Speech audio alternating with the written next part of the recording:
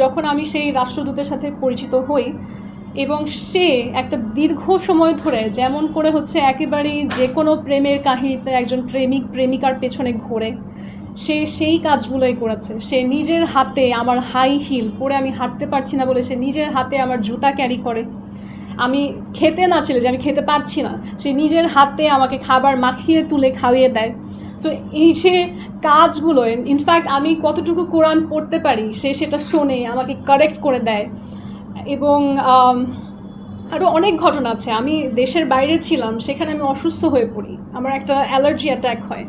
সেই সময়ে সে বিশ্বের বিভিন্ন দ্বার প্রান্ত থেকে 2-3 জন ডক্টরকে সেই মধ্যরাতে ফোন করে রাজি করায় যে আমার চিকিৎসা কত দ্রুত করা যায় অন্য একটা দেশে। সেই অন্য একটা দেশে, আমি অন্য একটা দেশে, সেই ডাক্তাররা আবার ভিন্ন ভিন্ন দেশে। মানে এই যে একটা কানেকশন সে স্পিডিলি করে, এত স্পিডিলি করে যে আমি যাতে তাড়াতাড়ি ঔষধ পেয়ে সুস্থ হতে পারি। এবং আমি যদি সত্যি কথা বলি, সে যদি সেই কাজগুলো না করতো আমার তো জীবন ঝুঁকিতে পড়তো, কারণ আমার খুব ভয়ঙ্কর অ্যালার্জিক অ্যাটাক হয় সাডেনলি। সো সেই সময় তো আমার কাছে মনে হচ্ছে সে আমার জীবন বাঁচিয়েছে।